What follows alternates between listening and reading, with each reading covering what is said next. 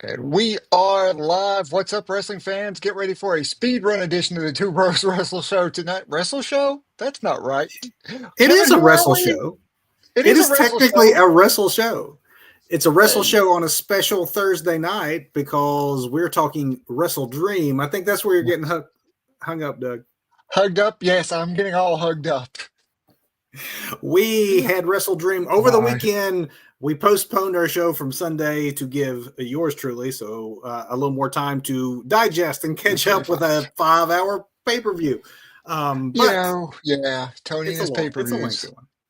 Yeah, It's a lengthy it's one, Tony. but we're going to cover it on a match by match basis, what we liked, what we didn't, and what we recommend. Want your thoughts as well. That is our main event topic. But before we do that, we got an opening bell. There it is.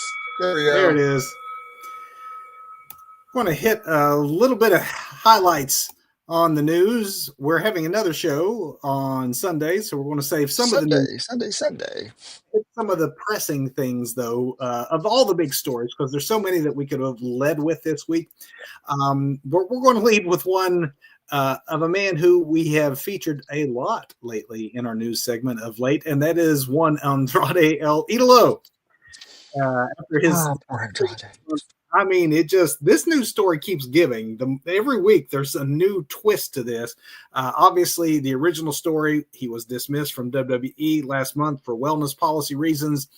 And then Andrade makes this shocking return to AEW on the anniversary edition of Dynamite, but he's not been seen or mentioned on television since then. Doug, we now know why, as most may be aware, but apparently there's word that there's something in Andrade's contract that is apparently in all WWE contracts that they rarely use. And while we think of the 90-day no-compete clause, it was at the time reported that Andrade, because he was just dismissed, there was not a non-compete, which is why he showed up so quickly on AEW.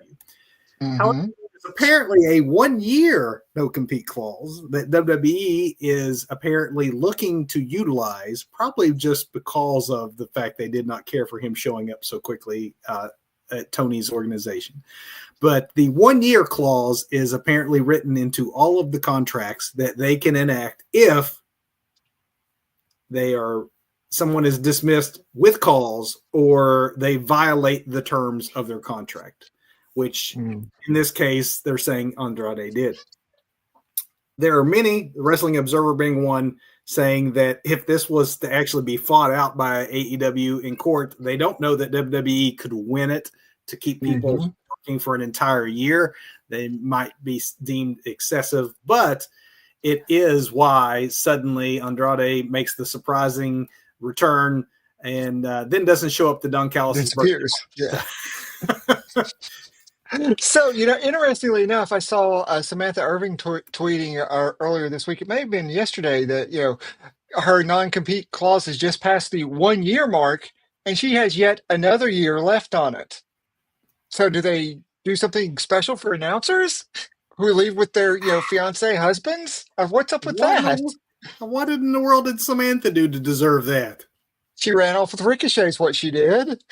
Not that she doesn't have other things going on outside of wrestling, but That's what she said. Yeah, I've got music. I am music, so don't think I left for music.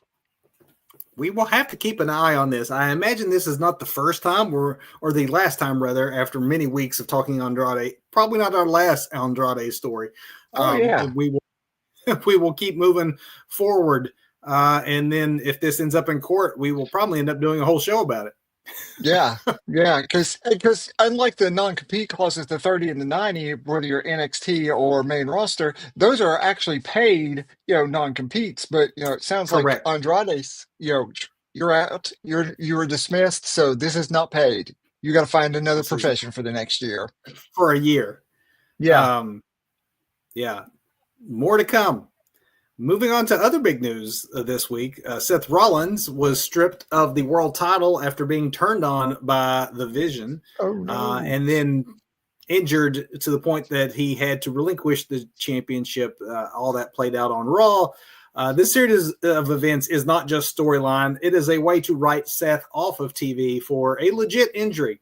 Multiple reports have the injury as being suffered at Crown Jewel at the hands of Cody Rhodes.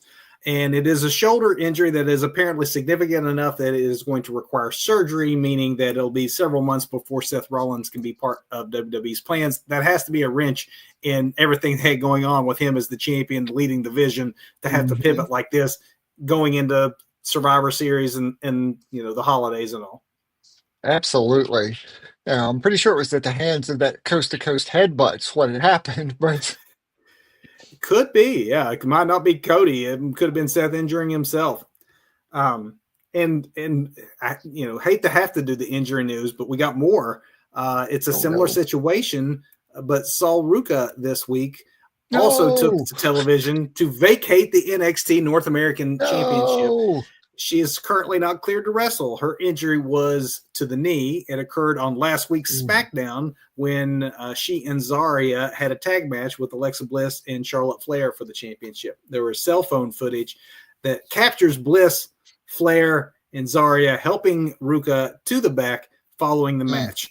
It forced her out of this weekend's Halloween Havoc. It's not clear the extent of the damage or how long she will be out, but I would think if they have her relinquish the title, they are expecting it's going to be significant. She was out a long time last year as well for injuries, so just an unfortunate bit of timing for her, appearing on SmackDown, having probably the best run of her life currently.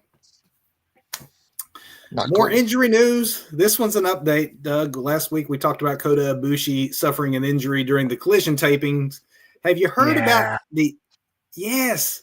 So Kota took to his socials to confirm it was, as many expected, a broken femur. What none of us expected was being told by doctors apparently that this will keep him out for 2 years. That is a significant chunk of your career. It's a lengthy recovery period. I guess he could also always try and do that John Cena thing and just miraculously recover in 6 months or whatever. Not that Cena had a broken femur, but I had read that the femur is a very difficult to heal and rehab. And considering the line of work he's in, we may. I don't want to say it, but how old's Kota? That's it, right? Kenny, Kota, when you're that far into your career and you sit out for 2 years, is it worth risk coming back? We hope it's not the last we see, but absolutely. But realistically, and such a freak accident because it is just so freakish. I've watched it from so many angles, and it just looks like a weird just balance, and then it's all over. A spot we've seen 1,000 times, honestly. Yes, and it just Josh Alexander, right? The walking weapon, Josh. And from what I've seen online and other wrestlers talking about him, he's one of the safest, most genuine, nicest guys. You can even see the first thing he does is when he hits the ground beside Kota is check on him. Just an unfortunate accident. And freakish, and just goes to show the risk that these men and women put themselves through for our entertainment. Any spot could go wrong if one that simple could go wrong. 3 injury stories in a row. Let's go to something that is way more positive. In a slower news week, I would have led with this. I actually had planned on leading with this before all the other news, but TNA.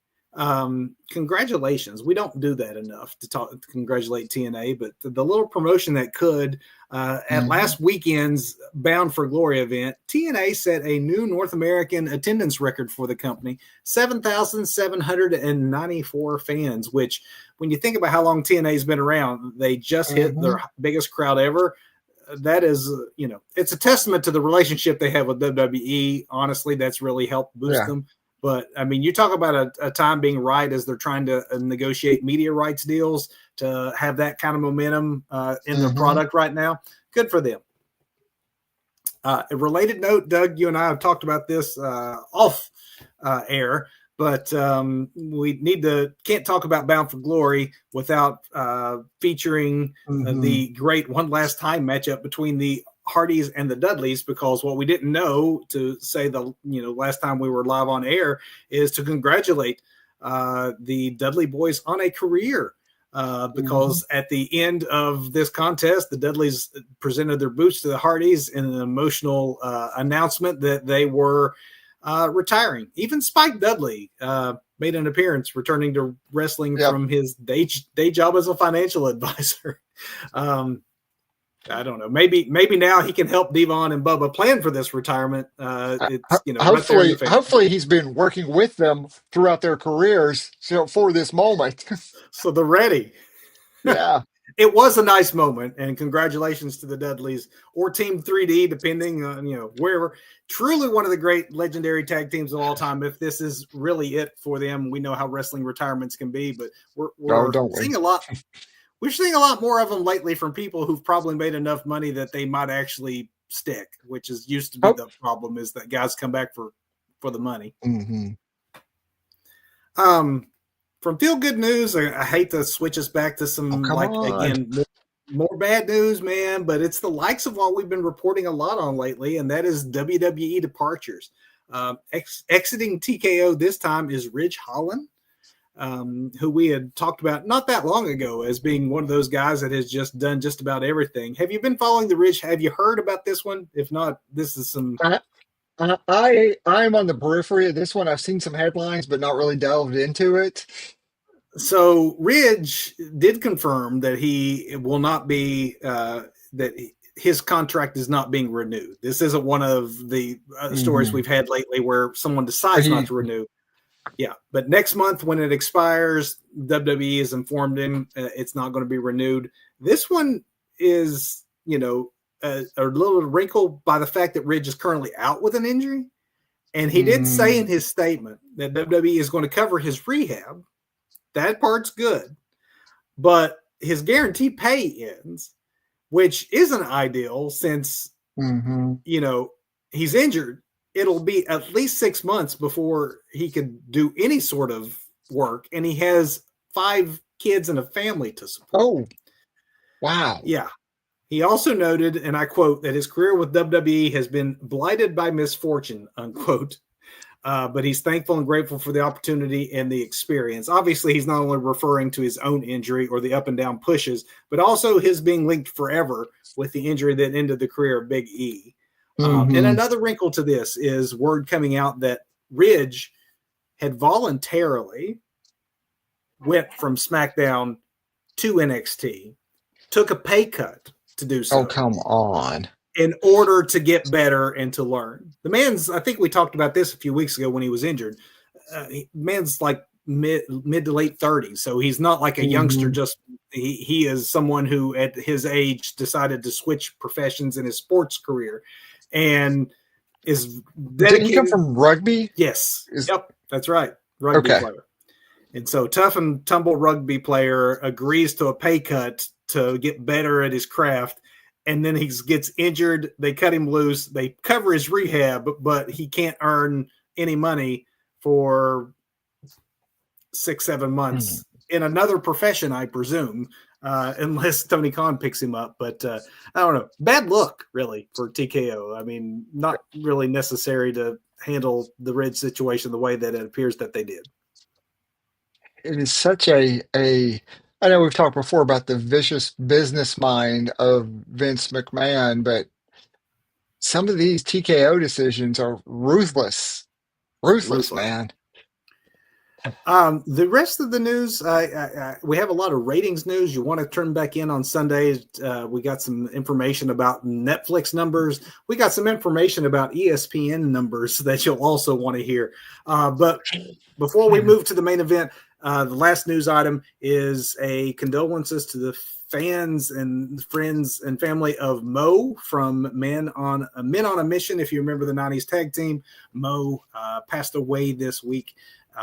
Mark Henry and others who worked during that era with Mo just had a lot of loving tributes to him. He wasn't on air long. He wasn't the primary member with Mabel, if you recall. But Mabel stuck around. Mo did not, but still, he had his time in the spotlight in the 90s and an untimely passing. So condolences.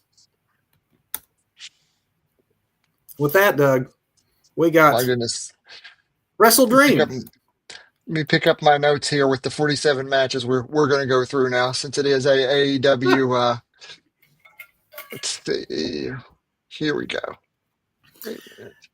For the pay-per-view overall, before we get even into the match by match, I will say that the AEW does not do bad pay-per-views. They do overly Yeah. long pay-per-views, but they always Uh-huh. have very high quality pay-per-views. I will say that this one may not have been on the top end of what they normally do. It's certainly not skippable, but to me, it probably had a little less of the classic 5-star style matches that we've maybe come to expect. A lot of good here, Mm. a lot of storyline development still. It's probably one, though, that if you did miss it, there's not necessarily a reason to dedicate an entire day to going back and watching it, in my opinion. I Yeah. don't know what you think, Doug. I'm totally on board with that because like you say, it's definitely not a top tier AEW pay-per-view, but they don't do bad pay-per-views. They don't. There's But even when you even think if like there's last year's WrestleDream and like Bryan Danielson retiring and all that, right, like yeah, yeah, yeah. you didn't have that kind of consequence this year. No, But you had good action, so let's start with it. What do you say? let's do it. We need to start where they started, and that was kind of in the middle of a match. I kind of Because like that. I've heard a lot of pushback about it, but I kind of dug it, man. I've kind of dug it. It was a I, good way to bring those people who were on the fence and watching the free like pre-show. Kind of, it you was a way to know, bring them in, and I love that hot start like that. I don't get why there would be pushback on it. Back in the day, WWE used to do those Sunday night heat shows, and they do this sort of thing all the time. You'd be in the middle of an angle or a fight or the start of a match, you'd have the introductions, and then, oh man, I got to see where this goes. And it was a sales push. I liked it. I'm with Yeah, you. yeah. I mean, Um, yeah. the, I mean, we call it what we it start with was, Jet but Speed, but I think it was what were they calling the parking lot brawl? Brawl, I think hmm technically street fight, anything goes, that kind yeah, of match. Jet Speed versus FTR. I'm with you though. By starting it in the middle, the pay per view just goes live, and you're immediately in the middle of a yes, brawl with a really hot crowd. I thought it was great. mm, absolutely. Good stuff. I mean, and these two teams, wow, wow. Nonstop action, which is what you would expect from these four. hmm It's funny. The things that really stood out was actually when they weren't going as fast, just because otherwise it's just really a bit difficult to try to recap a match because of how fast paced it is. As to like Yes. what happened. So when they slowed down and actually had the very physical slap fight between Dax and Speed, hmm with those like that stood out as one of the big moves to me. Um, there was a lot of I guess this sort of set the tone for what happens in the rest of the night, because there was a lot of matches that ended by interference and or cheating, hmm and AEW sometimes relies a little bit too much on that as an ending. hmm Um, but yeah, that's how this one ends after some really great action. Stokely gets involved, holds down the legs to secure FTR the victory. Fantastic opener, though, really.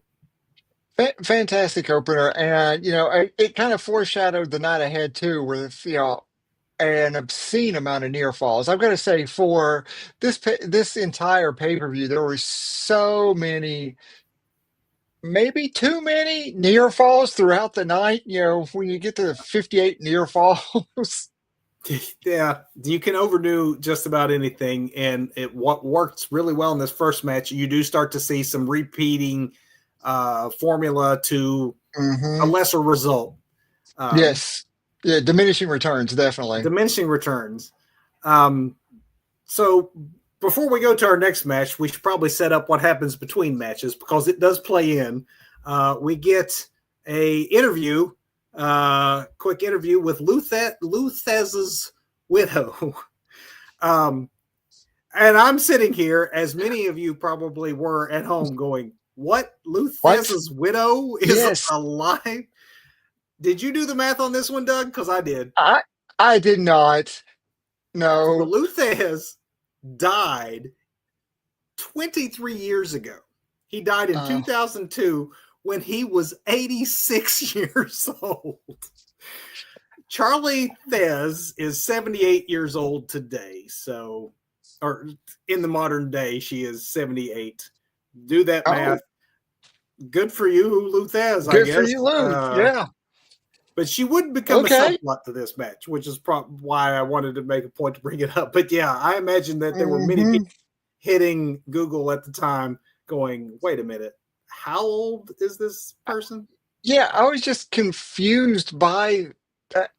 Okay. Yeah. Lou Thez was 86 years old 23 years ago. Yep.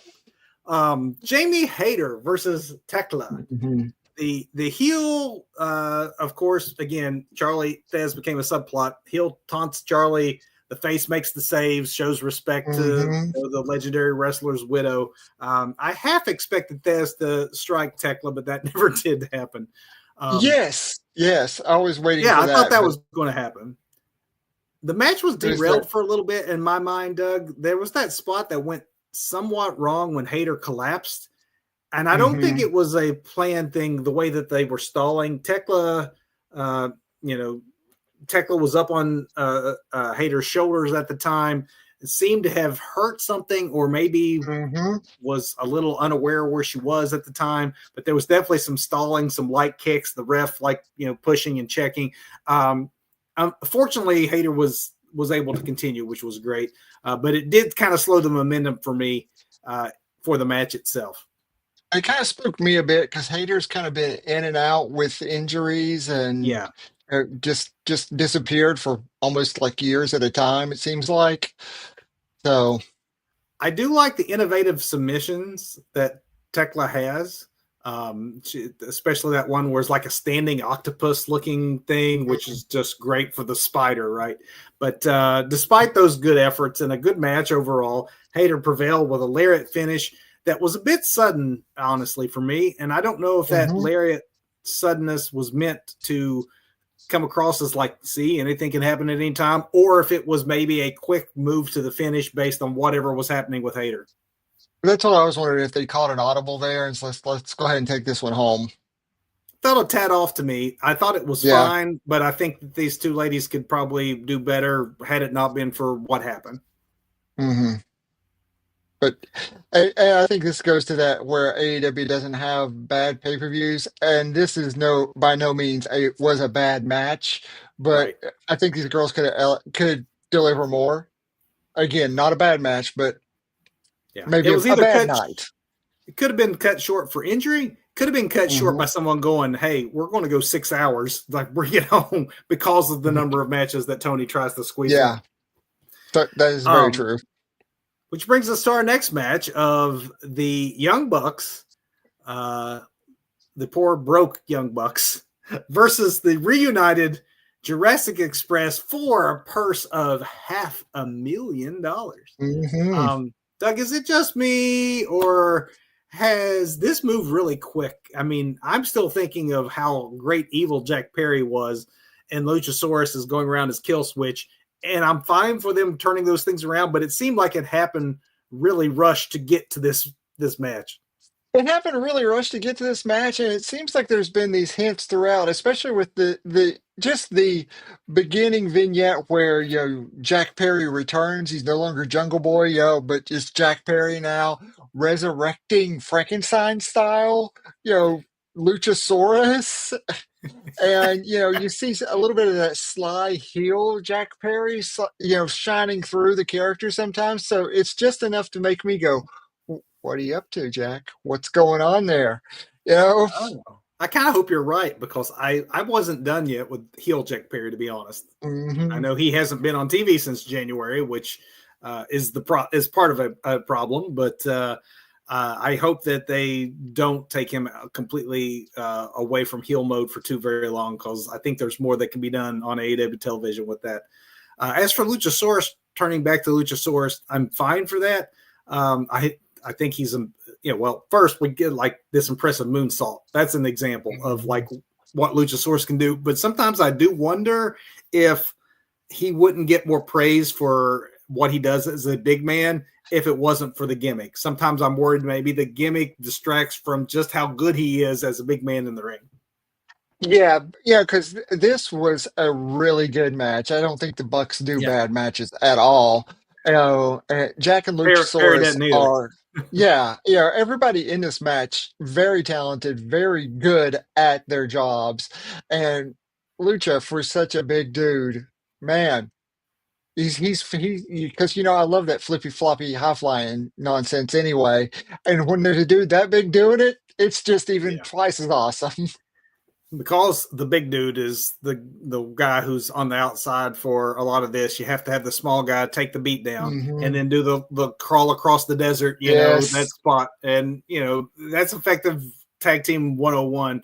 And speaking of spots, though, one of my faves from this match was the swimming pool chicken fight without the swimming pool. When you've got Yes. two guys on the other guy's shoulders and they're just sitting there beating the crap out of each other. I thought that was innovative. The Uh-huh.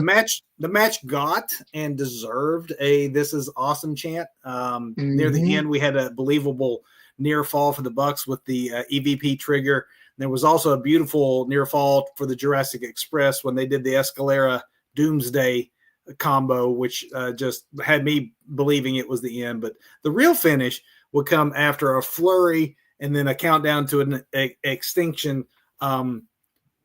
For Jurassic Express, which, great match. Hmm. I think the right winners, honestly. Yeah, Jurassic, if you're going to bring Jurassic Express back around, you have to establish them as being a big deal, and you can't have them lose.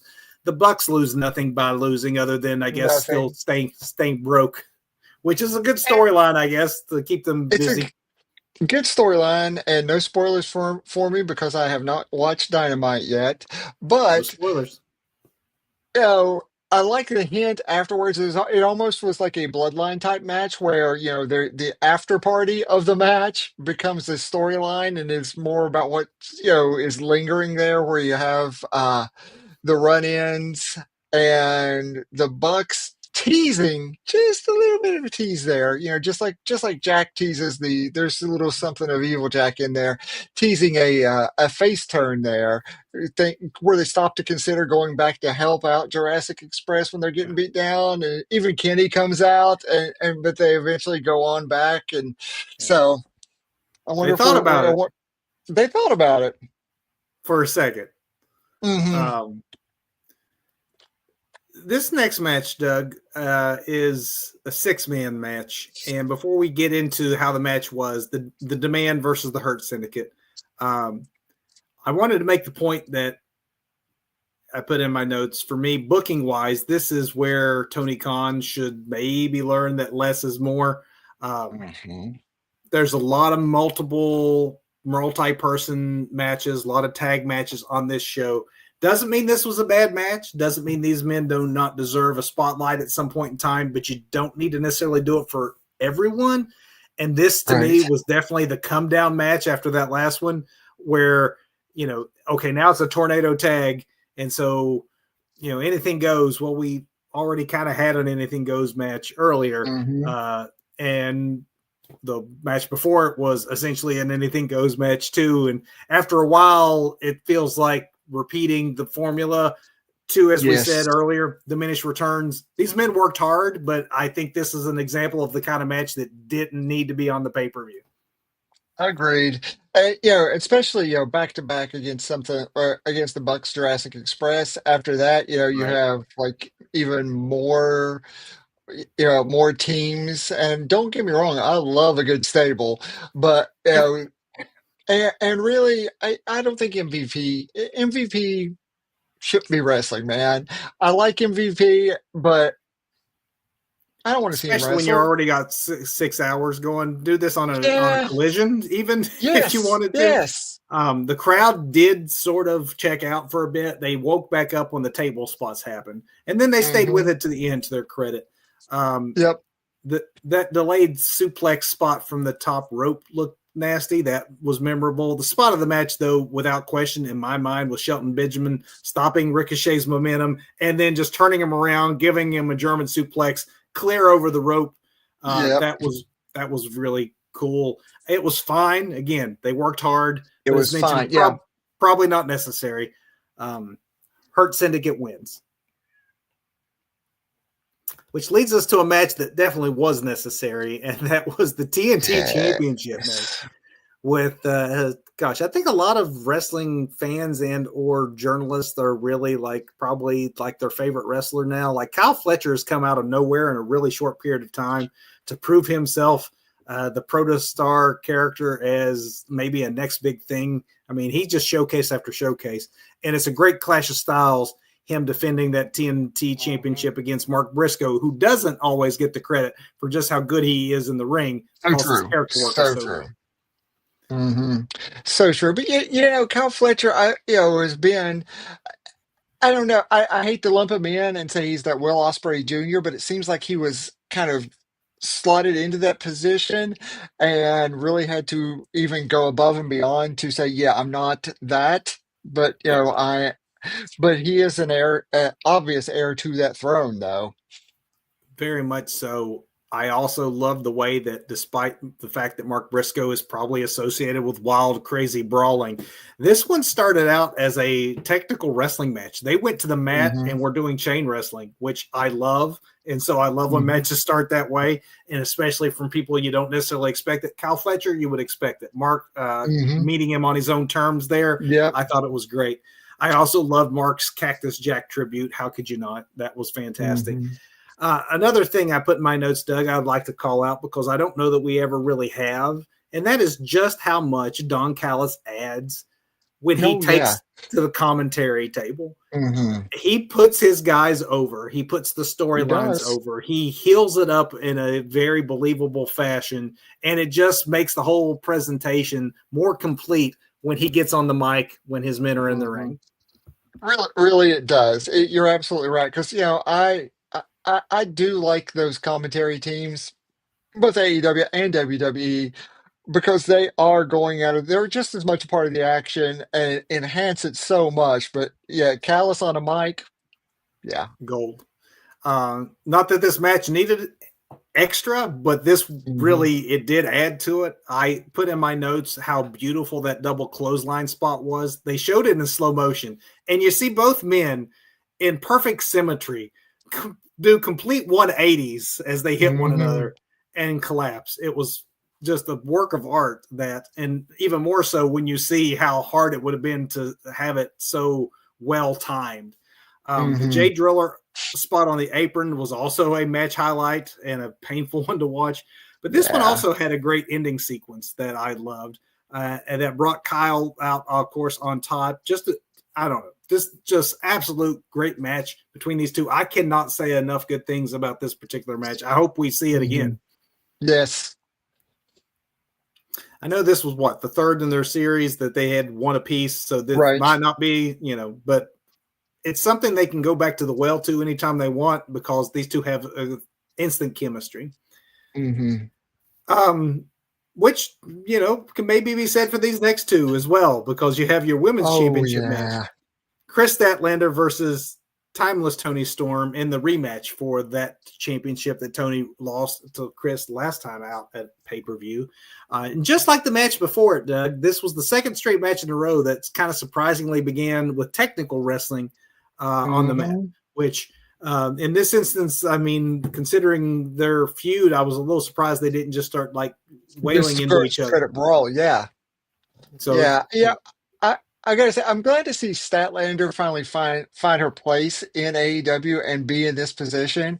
Is I didn't think less of her when she had kind of like the goofy, like alien kind of gimmick that she worked yeah. when she first came in, because I've always liked the wrestler. The character was slightly goofy, but where she'd bop everybody and all that. But and now she's like I just forgot all like this. about that. Yes, remember she bopped I on the forgot about nose. that. Yeah. I'm And, actually kind of and glad it shows how good she's been that I had forgotten yes, about it, which I hope that everyone forgets about it because yeah, that was not going to get her over. That was not a great gimmick. It was I like limiting. Pepperidge Farm. I remember the aliens. So, but yeah, it was very limited. Yeah. She's definitely got the training wheels off and just owning her Hmm. character now. and is doing a great job with it. I loved her unique counter too to the Eye of the Storm, just the way that she came up and had her arms down, kind of landed on her forearms to prevent the Hmm. collision of her head into the mat. That was something I had not seen as a counter before. Yep. I also love her new submission, whatever they're going to call that stretch.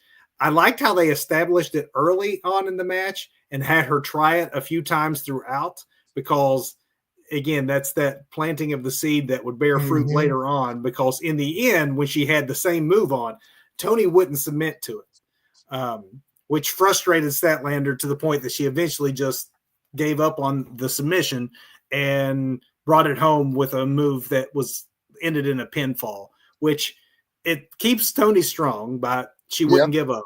But I think it's a good win for Chris, just because Statlander winning the rematch, Mercedes Moné immediately coming down for the confrontation.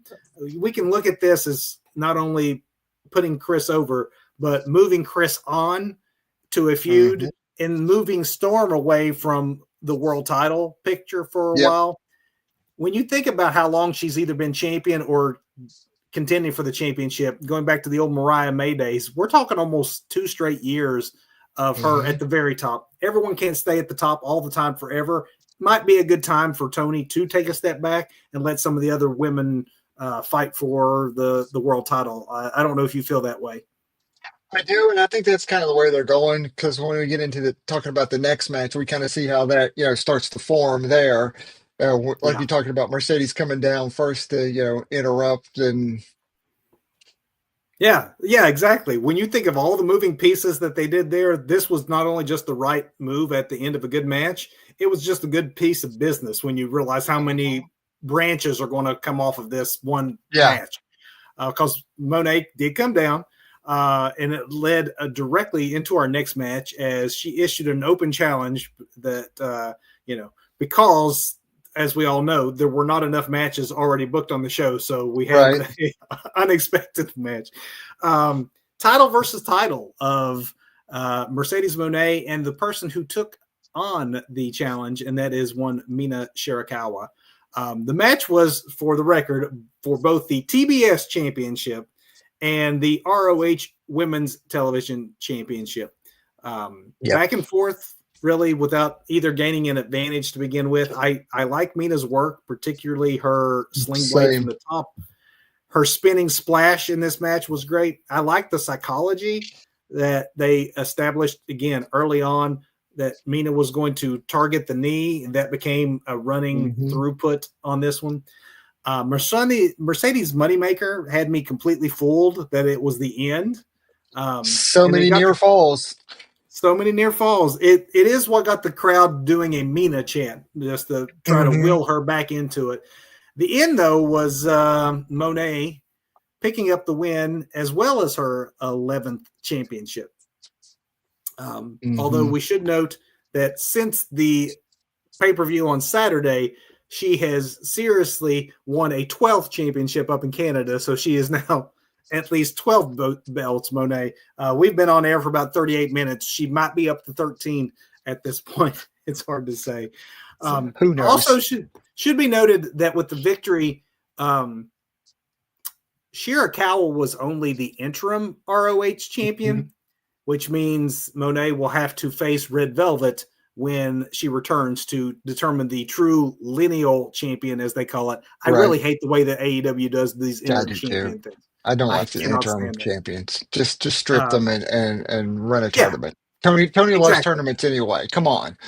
Do what they're doing with Seth Rollins. I Yeah. mean, yeah, have your number one contender face somebody else, and then there's your champion. The interim championship is dumb, but it does give Hmm. Mercedes um, 11 slash now 12 belts. Match was great.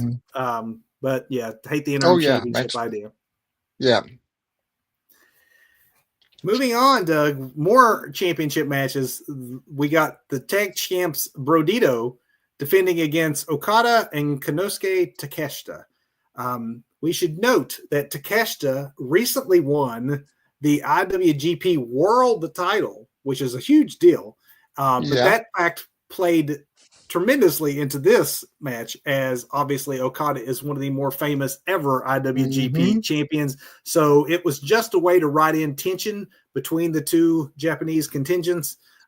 It made, puts Don Callis in the middle about who he's favoring. I kind of Yep. like it. Yep. But it definitely was the kind of the undercurrent on this one. One of the first big spots in this one was the dueling splashes that were on the challengers as they were sat in two chairs on opposite sides of the ring and being smashed into the ringside barrier. Again, no rules in AEW, apparently, even in the None. normal What are matches. the rules? Yeah. They're all tornado Every tag matches, It's really. like I say, everything's a tornado match.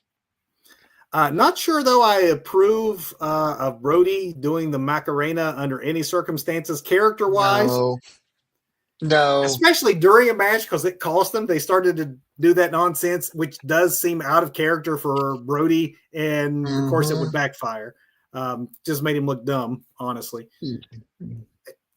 The champion Yeah. of the challengers, though, worked over Bandito's shoulder for the psychology portion of this one. That became something they continued to do. I very much appreciated the dueling Hurricanrana spot, the dueling reversed Hurricanrana spots, Yeah. which was outstanding. The crowd was going nuts after that.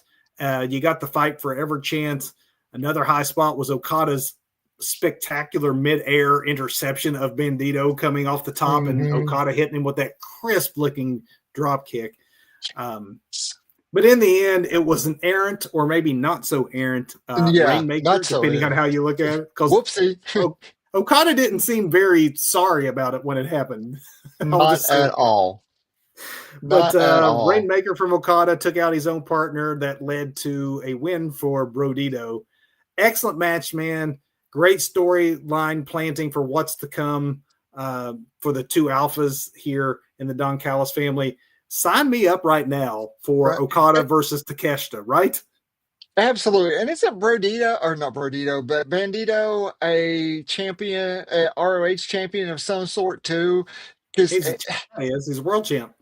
yeah, that's what I thought. Because Yeah. it was overwhelming, not just with the Monet belts. I meant to mention this earlier, but throughout the night, there's the RH champion of this, this champion of that. All these thousands of belts that Monet's carrying with her now. She has to have like the frat party boys come out carrying her belts with her. It was a bit overwhelming, and it kind of cheapens all of these championships, especially the ones that Monet has collected. AEW It's has always had a problem with maybe too many champions by the one promotion, but when they add in the ROH championship yes, and then all the it- relationships with the other international organizations, right. it makes it feel like, if I was in the back and I was sitting there and I'm like the only guy without a belt, which it feels like sometimes is the case, I would Hmm. think, what am I doing wrong? Everyone's got a championship Right. with me. And you're right. The Takeshita's title is a big, big deal, but Yeah, he is. not so much with. They I don't need know. to That's make a that. bigger deal out of the fact he is a world champion. Hmm. Bandito is a world champion. You're right. Yes. When everything is when there's way too many belts, those things don't stick out the way they should. Yeah, you have two world champions, the ROH world title at one. I mean, who has held that? Think about that legacy right there. And then you got the That's right. IWGP World Heavyweight title. Who has held that belt? And now you got, I don't want to say There's they're storylines nobodies, in a but tag match. yes, yes, there's storylines Yeah. in a tag match, which is a blow off tag match to get an Okada Takeshita, something down the road. Which yes, please, Oh but yeah, I can't wait for it. It'll be fantastic. Hopefully, it's for yeah, the New Japan title, and that they do some of these in yeah. New Japan, because I think there it will get the spotlight it Hmm. deserves, and not be Yeah, one of 15 matches in the middle of Tony Khan card. No offense, Tony. yeah, yeah. We're friends now, so I have to apologize to him.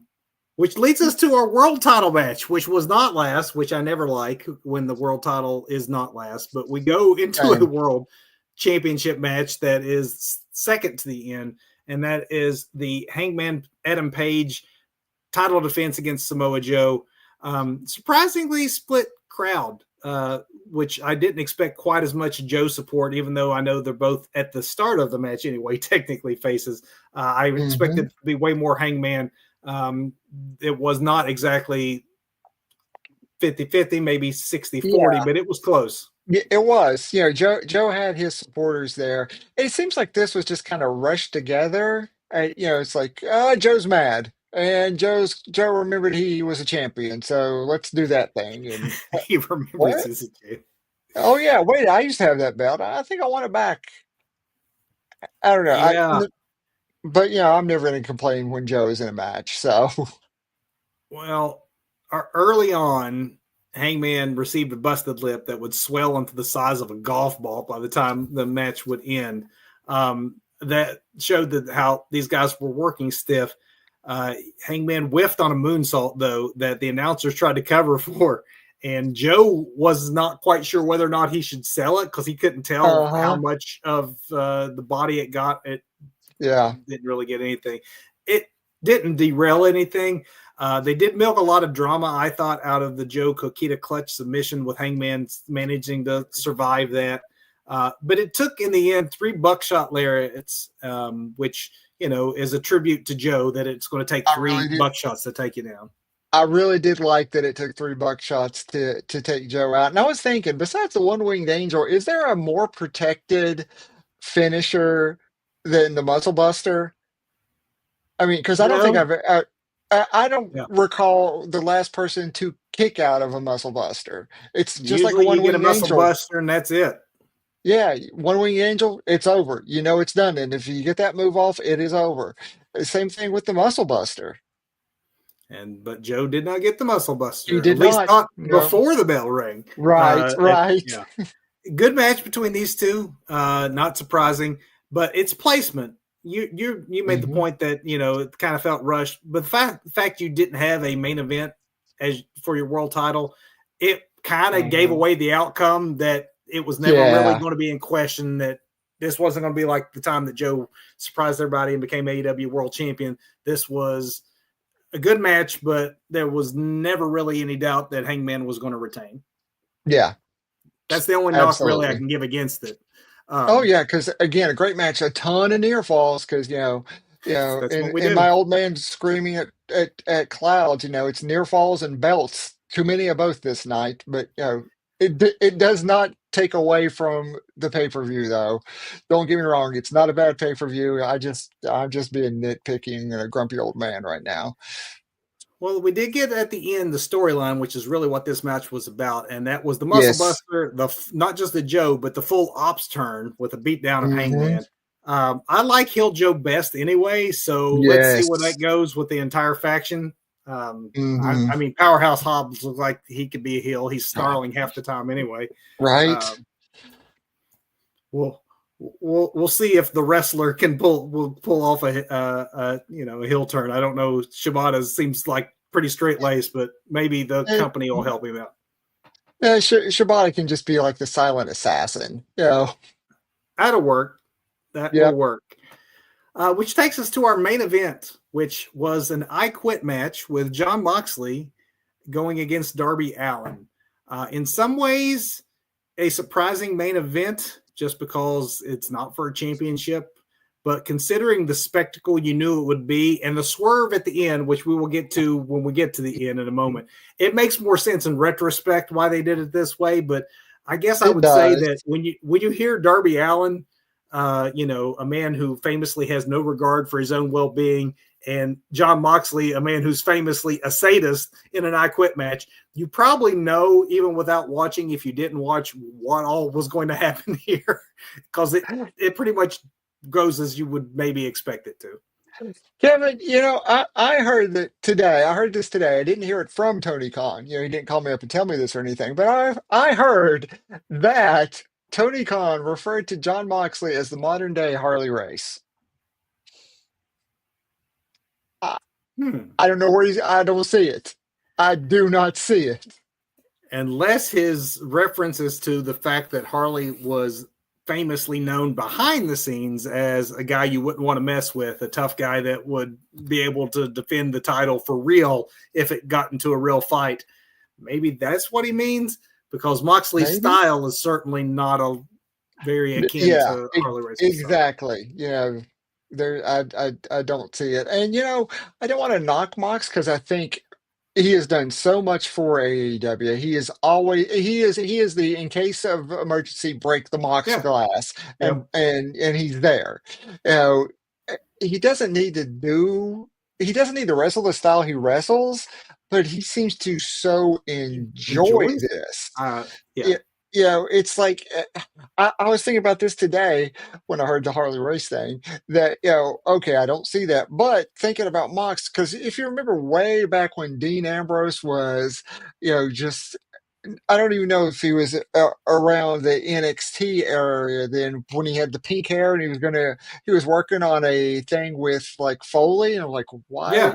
why this? Because that's what he loves apparently. He loves this like hardcore style. This I think Foley saw in Moxley a kindred spirit too, which was why he was working with him yes. at the time, even though Moxley wasn't yet anybody. Yeah. Foley saw it. I mean, and there's no doubt that if you like that style of wrestling, that is Mox is very, very good at it. And again, you knew Moxley Darby, versus yeah. Darby, what this would be. So you had a chain early on that brought the first blood from Darby, internal bleeding. Mhm. You had bamboo shoots that were stuck under Oh, fingernails. dude. We had a hanging. Honestly, to me, I think part of the most brutal aspects of the match was the belt sequence, where Allen basically just offered his Mhm. backup to a beating that Mox gleefully delivered, and just taking the hide off of Darby's back. We had a I will fire tease that didn't end up happening. Yeah, yeah, the fire tease. But I will say with the hanging, I like the callback. It's rewarding, like, the loyal viewers. So it's like, oh, hey, that's how Mox lost before. Here, Darby's Yeah, gonna get the win. You know, yeah. How about the cattle prod? You like the cattle prod? man, come on. That was like a real taser. Come Oh on. god.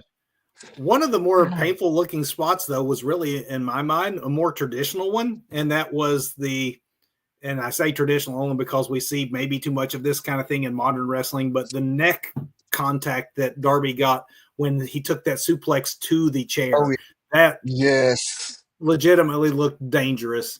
Of course, then we get Claudio getting involved and using Darby like a javelin, tossing him clear from the ring all the way through the announcer's table. Uh, I gotta say, Claudio does not get the respect, the acknowledgement that this man deserves. no, no. I mean, because he is such a beast and is such a performer. And Darby's a champ for being just tossed that Yeah, distance by that very strong man, trusting really. that I he's mean, going to be able to reach the table, which he did. Um, hey, un- Claudio could throw me. I would trust him. I mean, the man is I that think he good. could. I think he could throw you that far now. Well, Um, I'm not Darby size, but I am much smaller these days. Unquestionably, though, the what the people will talk about, the visual that this will be remembered for, was when the Death Riders filled up an aquarium and Moxley continued to try to drown Darby Allin for what seemed uncomfortably long periods of time Although on let's occasion. first talk about the psychology of this and how beautiful because Mox is still paying attention and it is a student of the game because before Mox tries to drown Darby, he splashes his face with water to wake him up because the previous spot had him knocked out. So you got to That's wake him right. up before you drown So him. you can Beautiful drown him. psychology right there. Beautiful. Kids, remember that at home before you drown anyone. Wake him up. Uncle Doug says, "Wake him up." Uh, It's just common courtesy, Kevin. In the end, Doug, we teased Ah, it at the beginning of our review of this match. It was the surprising return when you realize why they saved this to the end of Papal Sting, I presume, by the looks yes. of it, Grandpa Sting, grumpy old man coming to, with the white face and the even whiter beard and looking like he yes. was 110 or something. I, I, I I did like that he busted the aquarium up with his bat so they couldn't drown Darby. That was kind of uh, funny. yeah, and then of course Darby and Mox roll around in the busted glass after that, Well, of because course. What are you going to do with busted glass? right? I Exactly. mean, Sting making the save did lead to Darby's victory. You can't, in my mind, say this wasn't good or memorable. It was both. But I just, for myself, I don't know that I haven't seen enough of these type of matches for a while. Maybe the most surprising thing I can say about this one was there was less blood than I maybe anticipated there being, Sure. which Sure. is a good thing. Um, as for your Victor, I mean, I think it's clear that Moxley's run of invincibility is over. It used to be, he went a couple of years before he actually had his pin on AEW TV. So I think it's kind of a good move on his part to be taking those pinfalls now in service of advancing someone else to the top of the card. So it doesn't have to be Hmm. that in case of emergency break glass and always Yeah. be John. I think this is a sign that John is also fine for it not always having to be him. Oh yeah. Yeah. And with that, Well, there it is. We're at the end. we are at the end. Let's hit a big finish real fast, Doug. Let's do it. I can give you a botch real quickly because it is our top news story. The whole Andrade mess is my botch of the week, and I'm not even casting judgment. Like I think there's probably enough. I mean, whatever. We don't really know what the wellness policy violation was, but whatever Right. is started all this, Andrade in some way brought up on himself. Again, not trying to overly judge him, but there's a Right. mistake there. It was probably a mistake by Tony Khan to just haphazardly just say, "Oh, I've got him. Let's put him on TV. We have plans for him," without really making sure everything was kosher. And it's honestly kind of a heelish move by WWE at this point to want to arbitrarily enforce an entire year's worth of non-compete. So just all the way around, this is a botch to me. TKO is vicious, and I agree that this is terrible all the way around, especially when you find out poor Samantha Irving, two Yeah, years. 2 year. Ooh. How about you? I've been complaining about it for the last half hour anyway. All those All those belts. You don't put all those belts on one show, and you're crossing what 3, 4, 17 different promotions. With these belts that suddenly mean absolutely nothing, especially as much as Monet's carrying around right now. Nobody knows Yeah. what all those belts she has are. Nobody really cares, and that's unfortunate. And it's so hard to keep up with who's the champion of what and what promotion. And I felt overwhelmed with champion. It was like I was watching damn Night of Champions at some points, and I didn't even know what they were champion of. But that's just my grumpy old man rant. You're not wrong. You are not wrong. Way too many belts means every belt means a little less when it has to make space for another. Uh-huh. How about your performer or performance? Kyle Fletcher, man, the proto star is aptly named. He is, there and he's got a rocket strapped to his back at this point. Kyle Fletcher is an amazing, amazing performer. I'm going to reserve my match for somebody else, another group though. But Kyle Fletcher, chef's kiss in everything he does, man. How about you? My performance, I'm going away from AEW in the pay-per-view just to call out the Vision's turn on Seth Rollins. It Oh, happened yeah. on Okay. a Monday morning because of the fact they were still in Australia, but because the pay-per-view had just been the day before, and because it was a Raw that was on at 8 in the morning, I did not Hmm. see it coming. I did not anticipate it. The shock on Paul Heyman's face actually mirrored the shock on my face. And I love the way Nobody that they told did Paul. that. It wasn't a plan. Like the way that they did Uh-huh. it was Bronson in real time looking, or Braun Breaker looking at Bronson Reed going, "All right, you got a Yeah. choice to make." And then Hmm. Bronson making his choice and then looking at Paul and going, "You have a choice to make," as if this Hmm. wasn't a plan all along, as if this was a sudden Braun Breaker decision that they all had to Hmm. get behind.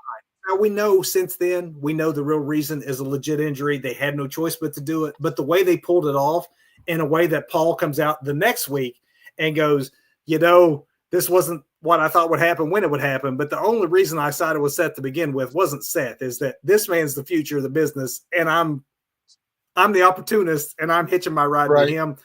Loved Hmm. it. And I think Yeah. it's the right decision because you need some younger guys in the top anyway.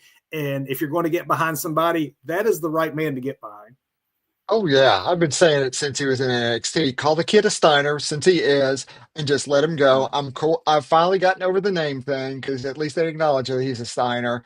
So just get out of his way, and maybe someday we'll see Kyle Fletcher versus Braun Breaker. Which leads us to match of the week, Doug. Well, it's not Kyle Fletcher versus Braun Breaker, but yes, please. So, for my match, I love the flippy floppy high flyers, especially when they're really big dudes. I love how much the audience is behind Jurassic Express. And, I'm such a Bucks mark anyway. So, I go with the theme. So, or, You froze on us there for a second, but oh, we got your match. Your match is yep. the Jurassic Bucks Express Jurassic versus Young Bucks. Express. Yep. For me, I actually am going Kyle Fletcher. That match he had with Yeah. Mark Briscoe, I think it's kind of telling. I know at the very beginning of the show, we both kind of said that it's a great pay-per-view, but by AEW standards, it maybe isn't up to Hmm. what they normally produce. And that's because 9 out of 10 times, if we have an AEW PLE, our match of the week is going to be one of the main events. I think it's telling Hmm. that both of our favorite matches from this Yeah. card were early on in the show scene stealers from the bigger Yep. matches later on. Which maybe goes to show the bigger matches later on didn't deliver in the way that AEW typically does. But Hmm. to me, Kyle Fletcher and Mark Briscoe did steal the show with a match that maybe no one saw coming as the show stealer. So Yeah. you can't go wrong with either of those matches. You can't go wrong if you watch the pay-per-view if you have an extra 6 hours. Yeah, you've got to have that time. That's huge investment, but that's what we do for you and for wrestling, folks. That's why we're here. And we will be here again in just a few short days. So thanks for joining us on Yes. a rare Thursday. But our next show will be our Halloween edition. So you'll want to tune in for that Okay. on Sunday, where we talk about the art of blading, the practice of blading, where we are in the current wrestling world, how the attitudes have changed, what we think about it. Blood and guts, folks. You want to Blood show and up for that. guts. Oh, blood and guts. Until then. Go watch some wrestling. Thanks for watching, everybody.